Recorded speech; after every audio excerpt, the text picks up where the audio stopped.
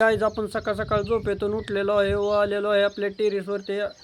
आपण पाहणार आहोत पावसाचे वातावरण. हे पहा पावसाचे वातावरण. आभाळ भरून आलेले आहे. थोड्याच वेळापूर्वी पाऊस येण्याची शक्यता आहे व आमच्या टेरेसच्या पाठीमागे नारळाची व आंब्याची झाडे आहेत व पलीकडे वस्त्या आहेत व आंब्याची नारळाची झाडे आहेत व केळीची बाग आहे मित्रांनो. आणि घरासमोर सीताफळाचे झाड आहे व आमच्या रानामध्ये मका व कडवाळाची शेती केलेली आहे मित्रांनो. इकडे पाहू शकता तुम्ही केळीची व मक्याची शेती केली जाते व आमच्या घरासमोर एक कॅनल आहे. हे पाहू शकता पलीकडे नारळाची आंब्याची व लिंबाची झाडे आहेत. पलीकडे नळाचा कॅनल आहे मित्रांनो. ज्यांना कोणाला हा ब्लॉग आवडला असेल तर लाईक करा, शेअर करा, सबस्क्राईब करा व कमेंट करायला विसरू नका मित्रांनो.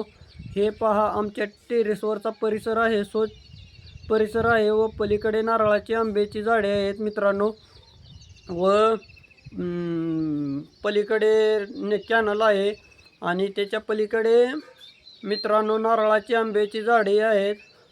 ज्यांना कोणाला हा ब्लॉग आवडला असेल तर लाईक करा, शेअर करा, सबस्क्राईब करायला विसरू नका व तुमच्या मित्रांना शेअर करा व लाईक करा, शेअर करा, कमेंट करायला विसरू नका मित्रांनो.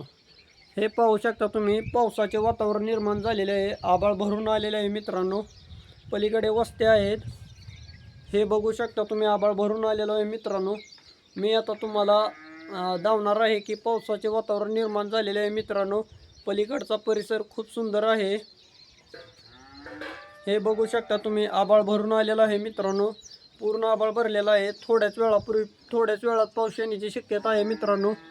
हे बघू शकता तुम्ही आता किती प्रमाणात आभाळ भरलेला आहे मित्रांनो. थोड्याच वेळात पाऊस येण्याची शक्यता आहे. तरी तुम्ही ह्या ब्लॉगला लाईक करा, शेअर करा, सबस्क्राईब करायला विसरू नका मित्रांनो. ज्यांना कोणाला हा ब्लॉग आवडलेला लाईक करा, शेअर करा, सबस्क्राईब करा व कमेंट करा.